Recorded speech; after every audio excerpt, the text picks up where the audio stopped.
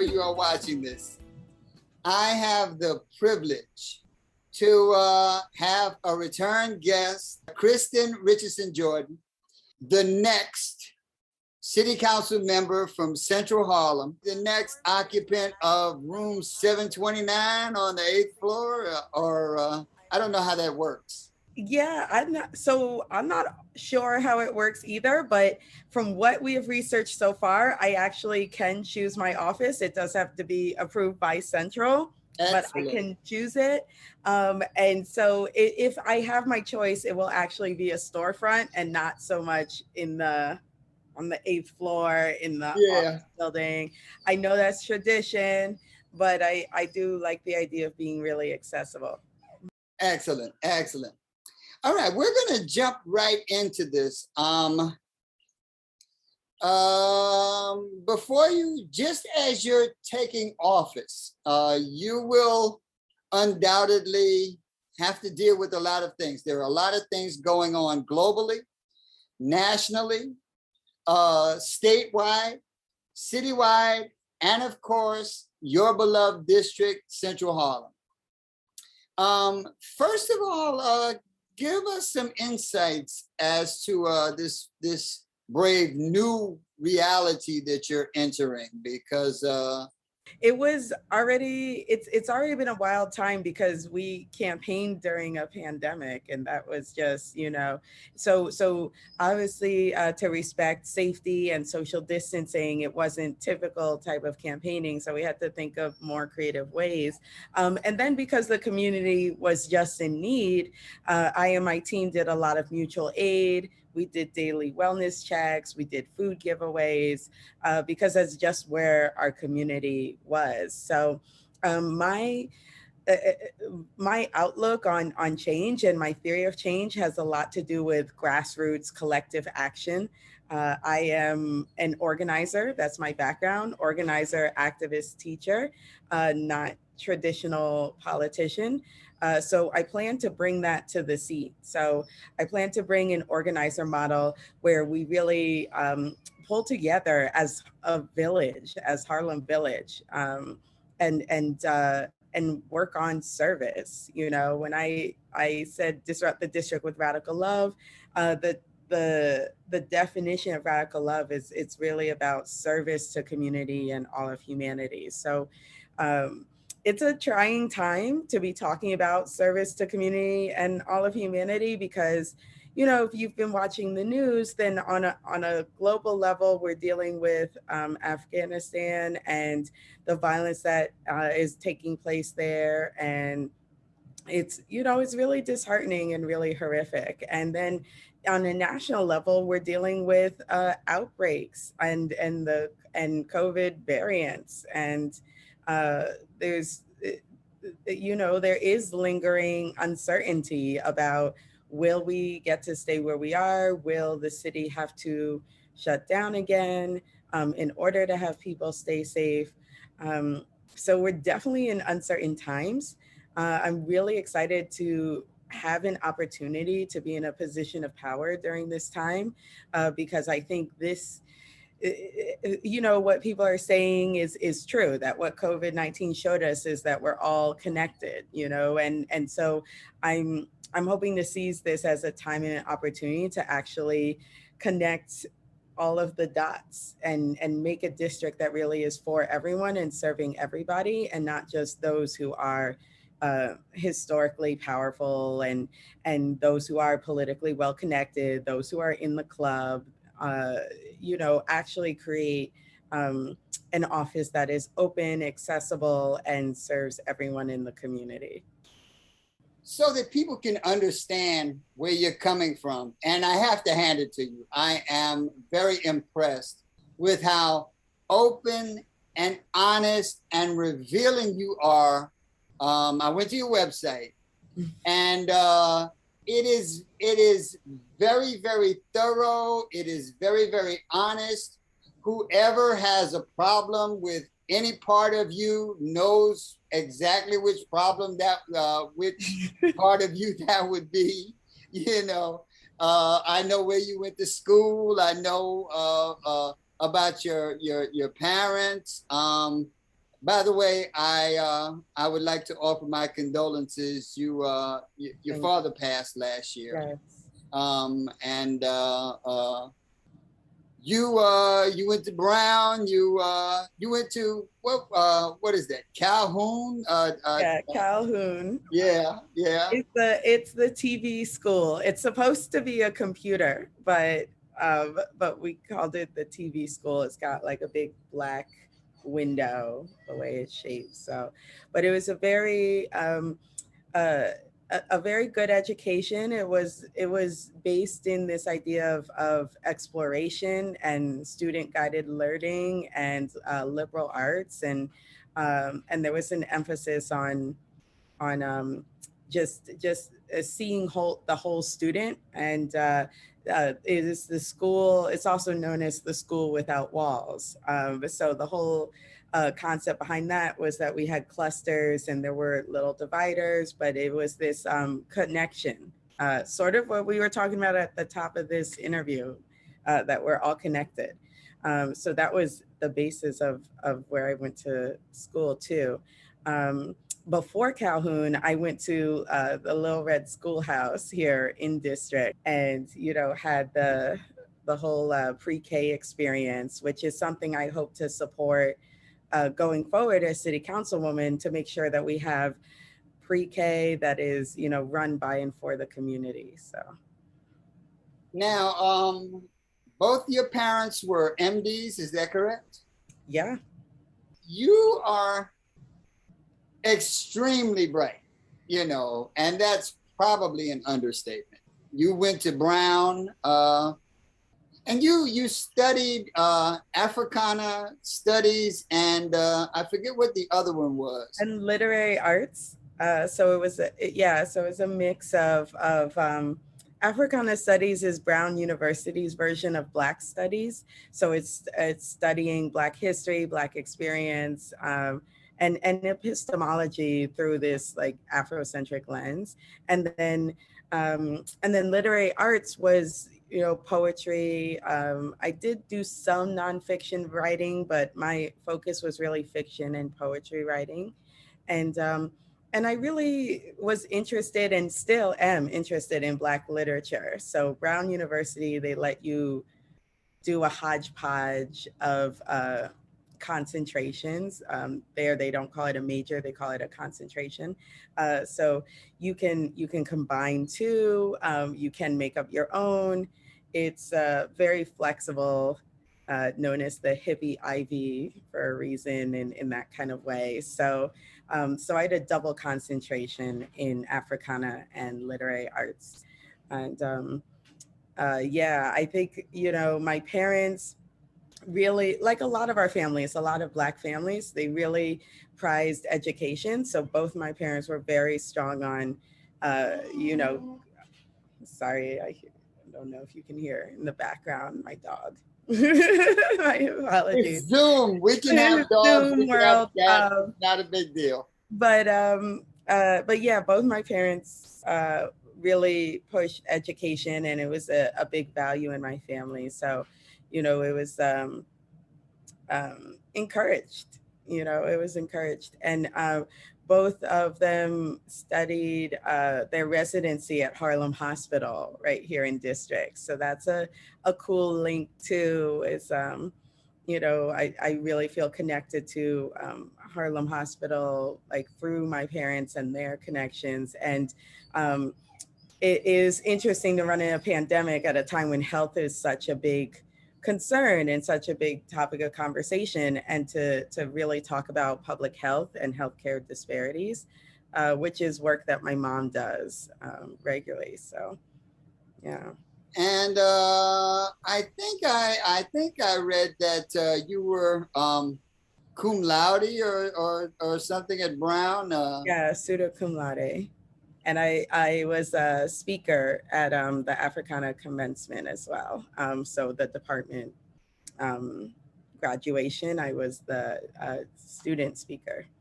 So I had, Okay. so I have some intellectual game. I have a little intellectual game. You have a huge intellectual game.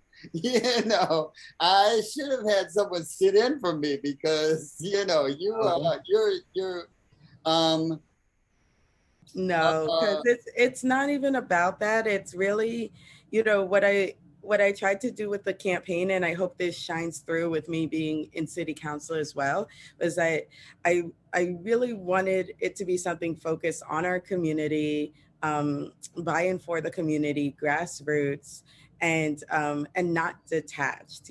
So I do feel really blessed and privileged for the education I've had, but I'm looking to figure out how we get more, how we create those avenues for everyone in district, and how we raise the standard of like literacy rates and education in general. I was a teacher before running for office, so I personally have the philosophy that I don't that everyone can learn. That I don't think any child is lost, or any adult is lost for that matter. Um, and that's part of what informs my really controversial abolitionist view as well, is that I just feel all humans are capable of growth and change. I don't know if most people know, but Martin Luther King was uh, a huge intellectual. I mean, he could have written his own ticket. Um, uh, he was rooted in the Black church in Georgia. He was a PhD. I mean, he was a cutie pie. He could have done anything. I mean, at the end of it, Martin was broke and ended up with a bullet. He also changed the world, but he didn't actually need that kind of headache.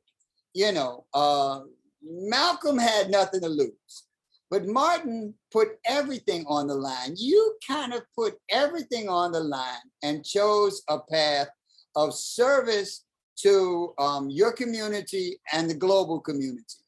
So I want to try to get into your head and find out why you made the decisions you made.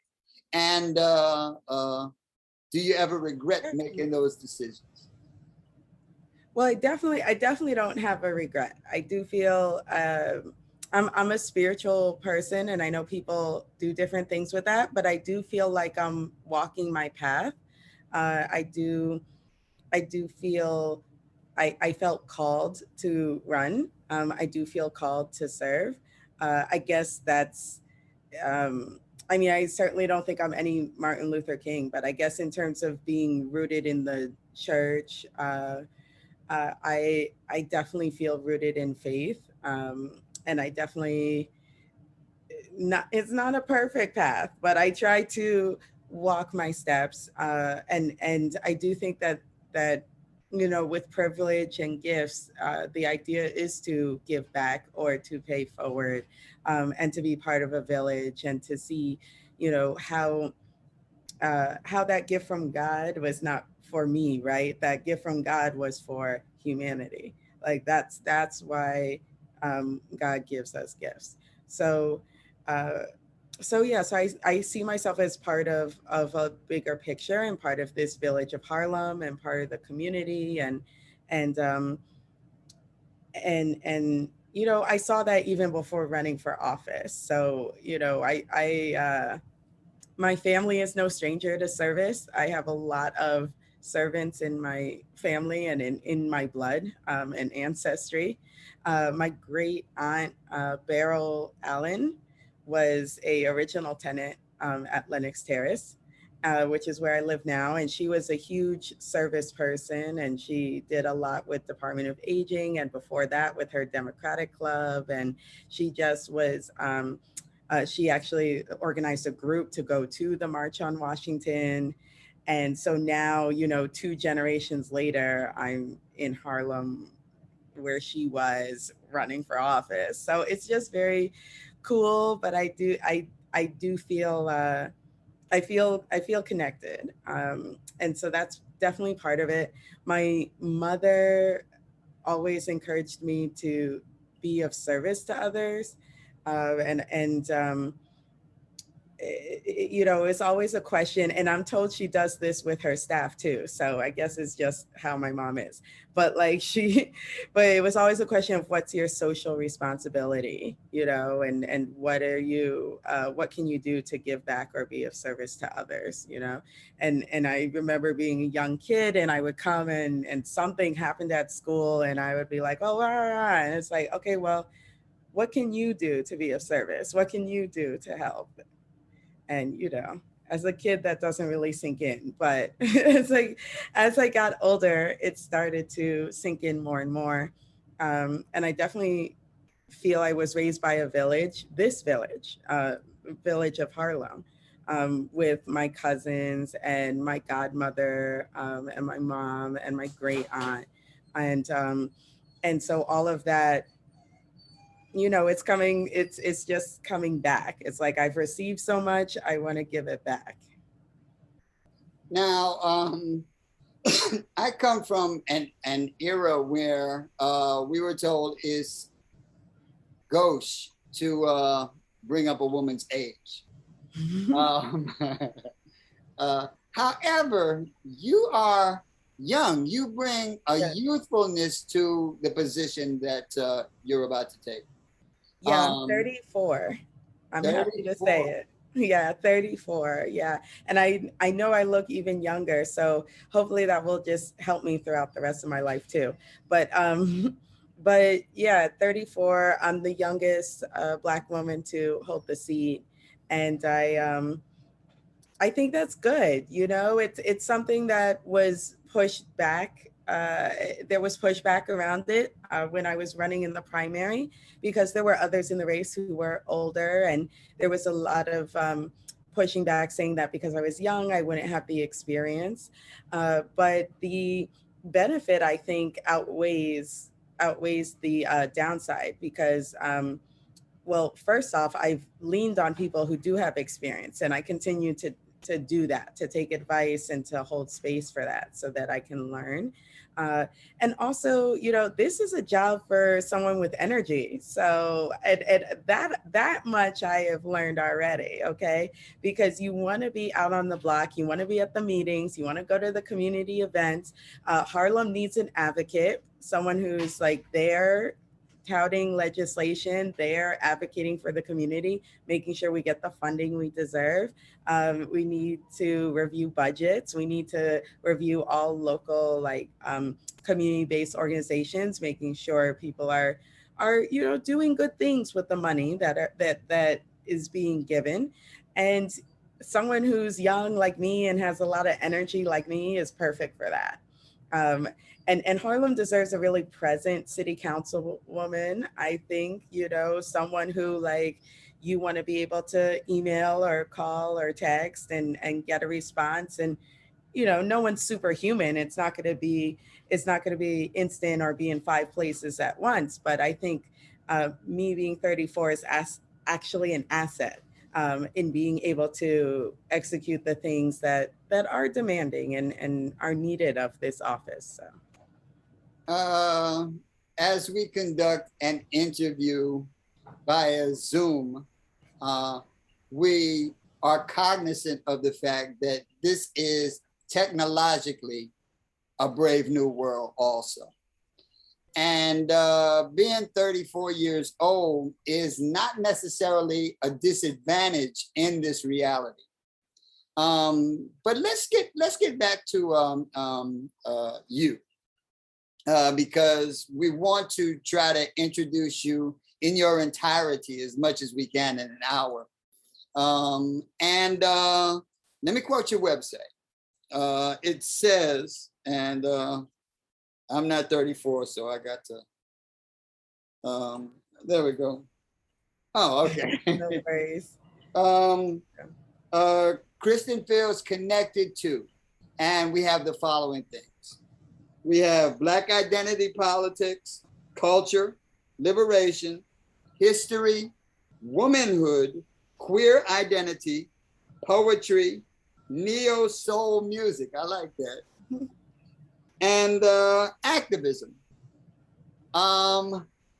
Lucy, explain, talk about some of those things, and You bring Yeah. all of those things to the equation. Yeah, I just created a hodgepodge list of things that are part of my soul, feed my soul, feel like me. And one of the things that I promised to myself going into this experience is that I'm going to be my whole self. And I'm not going to break myself up in pieces anymore. So that does mean that sometimes there's a long list, but that's okay. You know what I mean? I'm not leaving my womanhood over here so that I could just hold on to Black identity. I'm not leaving Black identity over here so I can hold on to, okay, I'm a queer person and nothing else. Like, you know, I'm all of me. So that's what the list was about, is about encompassing all these pieces of me, but putting it all together. And you know, in the end, liberation is almost everything. So if I had to pick one thing, it would probably be that. It would probably be like liberation um, or activism, because that's sort of the root of everything. But I wanted to give people a list that if you took sort of a snapshot, you could put all the pieces together and sort of see, okay, I get the vibe. I get where she's coming from. I get her character. I get her vision. I get the kind of person she is. And no, I don't know all the details, but this listing gives me a snapshot. Correct. Correct. Uh, and And oddly Nico's enough, soul music is just good. yeah, It's just oddly good. enough, when you put all of those things together, they make perfect sense. They should be exactly what we're looking for. The fact that you are into arts, the fact that you are into education, big time. The fact that you list activism, womanhood. This apparently is a great time for power moves by women. You know? Isn't it wonderful? I think it's brilliant.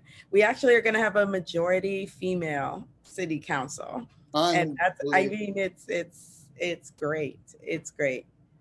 Unbelievable. That is something that I did not envision. I didn't even think about envisioning it. It wasn't that I didn't envision it. I just didn't envision envisioning it.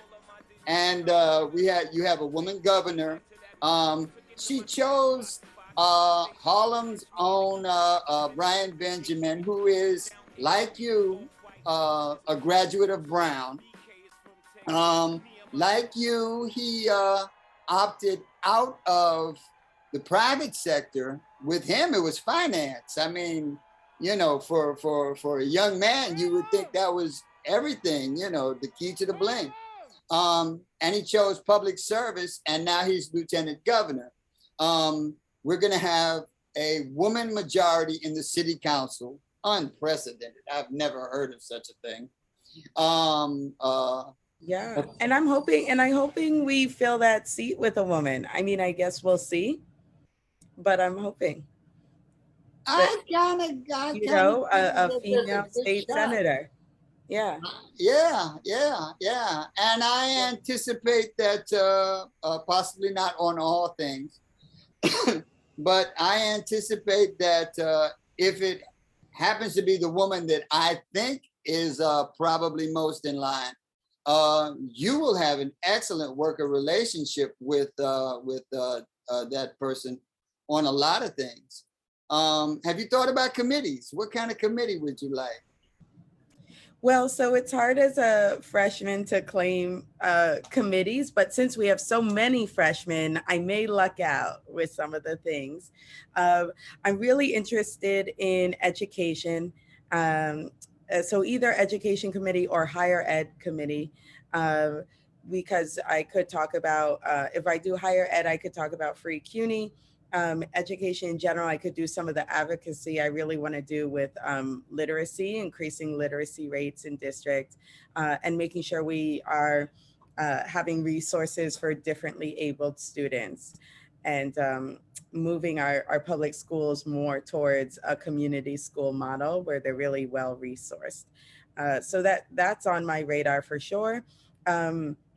Something that's really got my activist bug, that's really like piquing my activist bug, is the Committee of Oversight, because from that place I could help lead investigations into a number of things, which, you know, my activist side loves that. So we can investigate NYPD abuses. We could also go investigate the MTA budget. We could also go investigate the shelter system and what's going on in terms of profiteering in the shelter system.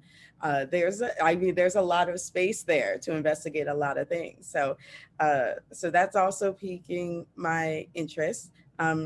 I do think a committee on aging is appropriate. I did work with 2 senior centers in district doing creative aging programs, and I had it sometimes got overshadowed by my stance around police accountability, but I had a very robust senior care package, and I would love to find ways to implement that by being on that committee, and really diving into services for our seniors. So I am looking at that.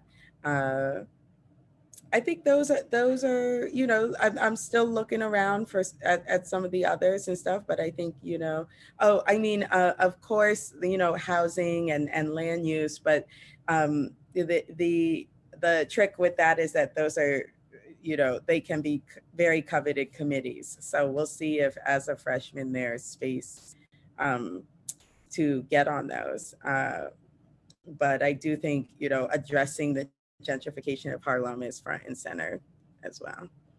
Yeah. Dislikes, and we're gonna come back to the gentrification of Harlem. But dislikes, you listed white supremacy, patriarchy, paternalism, and blueberries. Okay. I'm telling you, people got on me about those blueberries. Yeah. I got DMs about that. Why don't you like blueberries? But I don't, fam. I just don't like them. Yeah. I got a feeling that as you get bigger and bigger and more prominent in media, the blueberry industry will be giving you a call. like you can't, there's no food you can dislike. Oh, okay. Yeah, they're just not my cup of tea. But you know, I, you know, I'm an activist and I'm a poet and I'm a freedom fighter.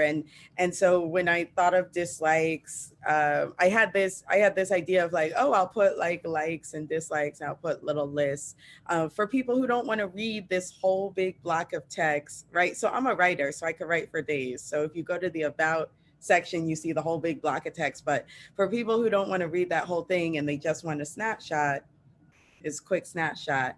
And the dislike list was feeling very heavy because I was like, oh yeah, all the big things that we have to eradicate from our society, like patriarchy and white supremacy and all these things that have infiltrated our lives and caused harm on humanity. And you know, that's just where my mind went. And then, because I do dislike them, the blueberries. To list patriarchy and paternalism is in today's world almost cliche.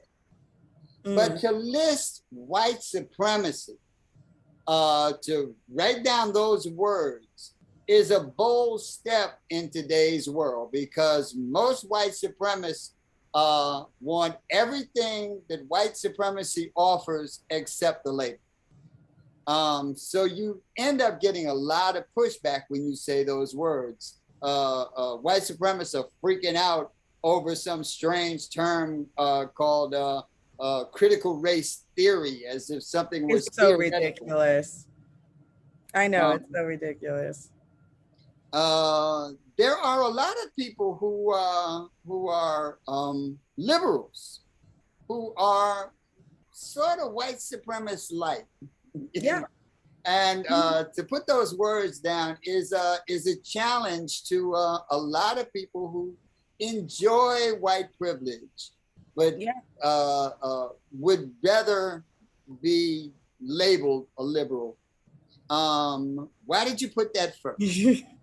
Well, because I am edgy, and I am a Black freedom fighter, and I do see the real cause of ills in our society being rooted in white supremacy. So I that's why it's on the list and first on the list. And I think, it's very telling. If people are uncomfortable with it's very telling about sort of where you're at in levels of empathy. But I think the more we can actually talk about and break down white supremacy, the closer we get to a truly humanitarian society. And it's different from language like racism, which sort of implies individual acts of harm, and this individual person is racist towards an individual other person. And that's not to say that we shouldn't look at interpersonal acts of racism, because that's very valid. But when we say white supremacy, it gets at structural racism, right? It gets at this idea of white as default, even. So maybe not even what we would consider overtly racist, but simply what we consider normal, quote unquote, and it being white supremacist simply because it's never been inclusive. So that's why I think it's important to use that term specifically, because we really need to shoot for a truly egalitarian and humanitarian society. And yeah, we do. We definitely have work to do on that, no doubt about it, because white supremacy is alive and well, as we can see. So. Um, you are in the position you're in because you had the force of will, the dynamic force of will to seize opportunity. And a lot of opportunities presented themselves, and it took a confluence of all of those to come together to put you in the place that you're in. Um, uh, a change in voting. I mean, you literally went down to the wire. You were like going head to head with a juggernaut, with someone who will undoubtedly be a historical figure in Harlem. We talk about justice a lot, but we seldom talk about uh, equality of opportunity. And the biggest thing about white supremacy is that since 1735, the white man has been literally the face of God on planet Earth. And for the first time in history, according to the Census Bureau, his numbers are diminishing. Isn't it great? Well, as I said, it is a totally different reality.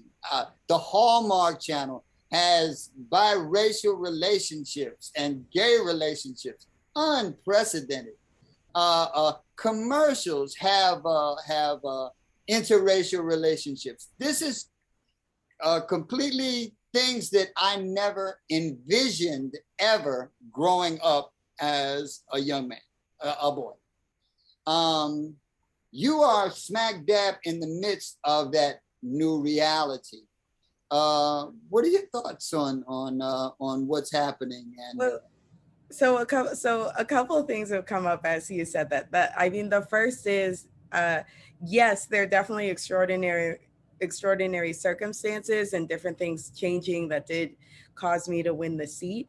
But ultimately, I'm here because of grace. So I'm just going to put that right where it should be, because that is God. That's it. There is no other master. But I do think that the factors of this world changing to be more inclusive is definitely part of it. I think ranked choice voting, which is actually a more democratic system that gives voters more choice and a greater voice, is definitely part of it. And I think people's ability to accept difference and see value even. So not just acceptance, but actually appreciation of difference is definitely part of it too. So I think in that ways, yeah, the world has changed. Uh, but what I represent and what I hope to represent is movement and growth. Because here's the cool thing about getting to a world that you couldn't ever imagine, right? Is like, cool, now we're here. Now we get to start building towards a world that I wouldn't be able to imagine. And then we get to start building towards a world that my children wouldn't imagine, because it's about movement and it's about growth and it's about us getting better every time. Now, not everyone's on the boat with us, so I think we should acknowledge that there are some people trying to dial it back. But I, I I agree with you that I think we're in a place of great momentum. I'm excited about the new city council in New York because we're looking more diverse, more female, and more progressive than ever, and I think that's incredibly encouraging. Um, and I want to the world I can't imagine yet, but would like to get to is one with a free college, one with universal healthcare, a single payer healthcare system, one with um, one without jails, which is a wild idea for people. So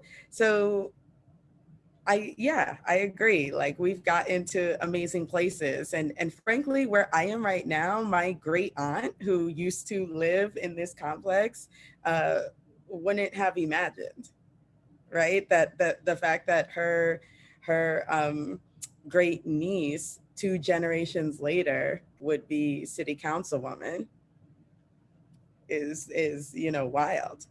So I'm hoping we use this time to then build for the next one. And I do think some of that is generational. A lot of people in my generation, including me, are impatient.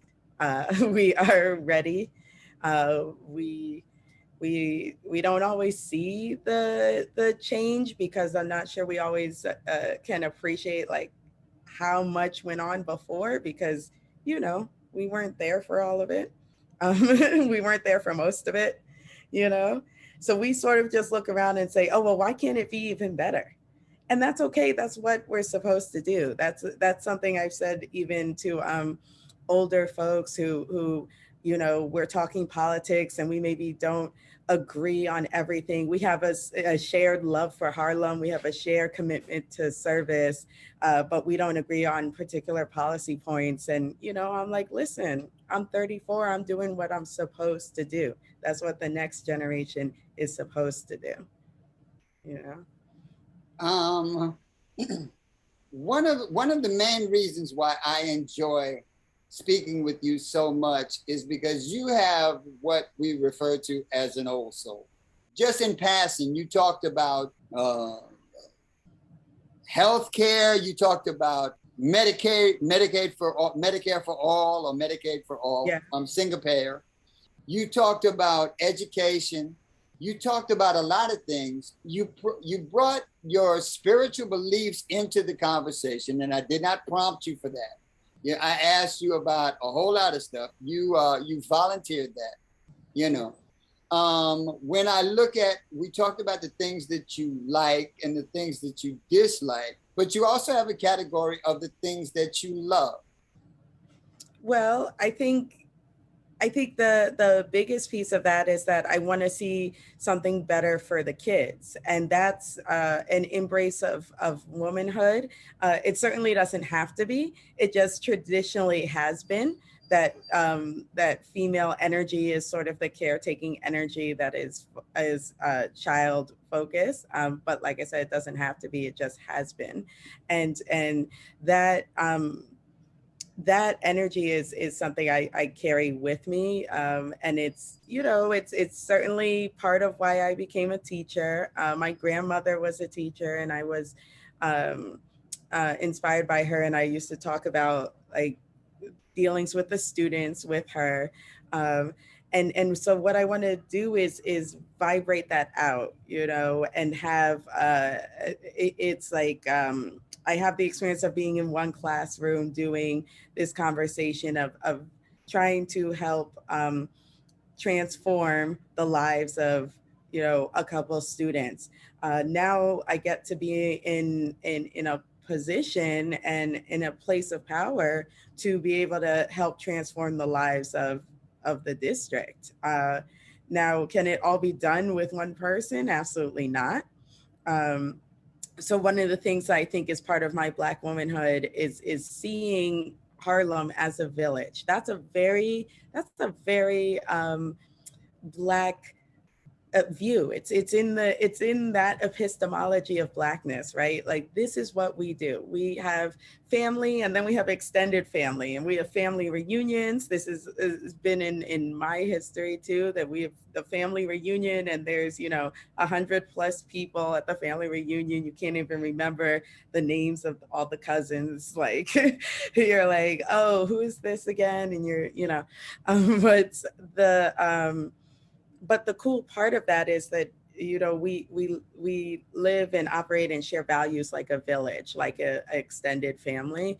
And um and and that's, you know, I didn't bring it. Harlem has had that. You know, I grew up in it. Harlem has had that. uh but I'm looking forward to continuing and growing and building on that tradition, and in a way that truly serves the kids, and in a model that's very collectivist and as an organizer. Um, it's not, you know, all powerful, obviously, but I think there's some very cool things, even with only 2 years, that I can do in terms of discretionary funding, and supporting certain organizations, in terms of my voice on the city council, and advocating for some of what I believe in. I want to see a land value tax on these vacant properties. All around Harlem, we have vacant space. We have apartments that should be available to people that aren't. We have storefronts that businesses should be able to go up in that can't. And a land value tax would incentivize landlords to lower the rates, and then that would stimulate growth in the economy. That would create space for people who don't have space and can't afford rates now. We can also use some of the money that's generated from that tax to do beautiful things in the community. So I have in mind proposals like that, you know. Defunding NYPD is still on my radar. I understand that's going to be a stretch to the max in an Adams administration. I got it. I got the memo. I did. But I still think there are places where we can take a stand, and even maybe find common ground. You know, if we're working to decriminalize sex work, then let's defund vice department. You know, like, let's figure out the parts and points of excess, because there are those, and then we can use that money for the people, like funding the people, funding programs. Some of the things I want to support, I know I want to do something around reentry and supporting initiatives that support those who are coming home from being incarcerated. I know I want to do something to support literacy. I was a literacy specialist at Boys and Girls Club of Harlem before running for the seat, and as a teacher and so it, you know, you read my background, someone who did literary arts. I really want to see us raise our literacy rates, and I'm really interested in models and places and spots of community care, and service, and what I see as prevention of violence, prevention of gun violence before it happens. You know, how do we address the gun violence before the point where the person is actually with the gun, pulling the trigger on somebody? right? So the typical go-to of we should have more cops does not stop that person from being there with the gun pulling the trigger. And that's, that's what I'm interested in doing most. So youth programming, that gives our youth some other opportunities, some other places to go, vocational training, job training and opportunities, so that there is support, and there's other options, and we grow as a community. It is very, very interesting that a lot of people did not get vaccinated until they offered $100. So I understand what that is and how interrelated the issue of crime and no money, gentrification and not enough money. But I think the issues you bring up around gentrification is just, spot on in terms of being interrelated stuff. I do think that yes, part of it is income and how do we increase the income levels of our community. I also think a big part of it is ownership, and what do we do to promote and sustain ownership in our community, because not just for Harlem, though we're talking about Harlem, but 95% of New York City residents are renters, so that means most folks are renting. So what can we do to encourage, support, aid ownership? Because ownership would help us break away from the displacement. Because that to me is the problem with gentrification is the displacement of our community, and particularly Black residents who have been here, not being able to stay here. And the displacement is unacceptable. So I think I think for it to work, that's the land value tax would help. I think a reevaluation of affordable housing. That's why on my platform I say actually affordable housing, because what we're calling affordable housing is not affordable to the residents of this area. So that metrics needs to be redefined to really match our neighborhood. I think it should be done by zip code, but we need to look at how we have the metrics actually fit our neighborhood, so there's actual affordability. And then from that place, I think we should take a step back and re-examine rent to own programs. And I think we should look at what are the possibilities for ownership for someone who's been renting a spot for 10, 20, 30 years. Where are we going to start opening it up? And I think we could also look at different supportive housing, and 100% affordable housing options, and get get serious, get creative, stop getting bullied and pushed around by developers and landlords, and really do what is best for the people. This last census showed that we lost 10,000 Black residents of Harlem in the census. Right. So that is with displacement. White ones, yeah. And we gained 18,000 white residents. And it's the displacement part that I am saying is just completely unacceptable. I'm not one, I am very humanitarian. I'm not one to say, okay, new folks can't move in, we can't develop, etc. That's not my belief, but the displacement is unacceptable. And I am so very, very glad that you are the one who broached the subject of rent with the possibility of ownership, and not me. You happen to be the first political person I've heard say that at all. It's never been proposed when dealing with the issues of NYCHA. Yeah, I'm very concerned about RAD and the privatization of NYCHA. I'm very concerned about that because it is my belief that that's going to build towards the displacement of our community and disempower tenants. And And and it's not to ignore the rats, because the state and need for repairs in NYCHA is very real. And I Oh, we've been doing this listening tour. We've been me and my team. We've been going on street corners and talking to people, and we have heard about the repairs. And I've been inside buildings. I have friends and family in NYCHA housing, and the uh, it's an ongoing issue. It is an ongoing issue, and the most that my team and I have come to at this point is helping people through the process of complaints and tickets, and then trying to call and follow up with the complaint and the ticket. And then worst case, we can't do anything. Let's figure out how we can support you with getting a lawsuit, and you file a case. And this is where we've come to with it. I am hoping that that changes significantly when I'm in city council and I have a bit more sway, and a letter or a call from me means more. I'm also hoping that that my fellow progressive city council members, and some of the maybe not so progressive ones, but ones that we can get on board, are start opening their mind to how we retool this system completely to a different type of model.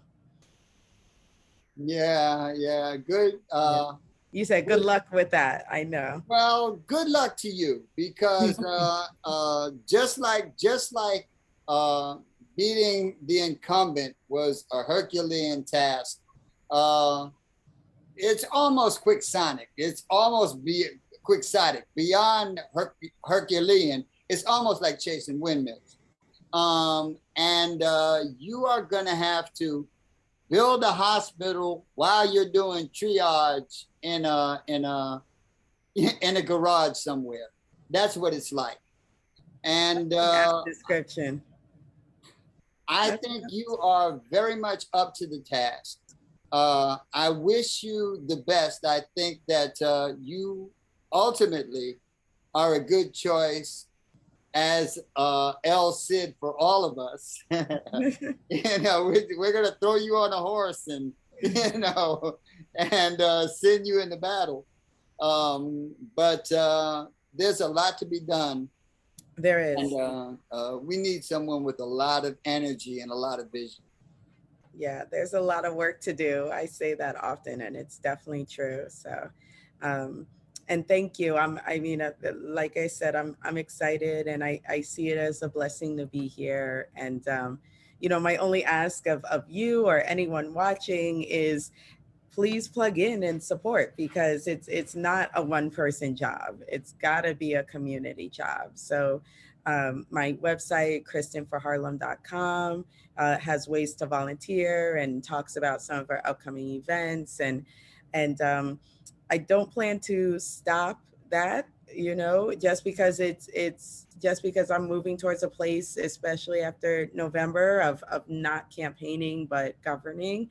I still envision a grassroots model where the whole community is involved.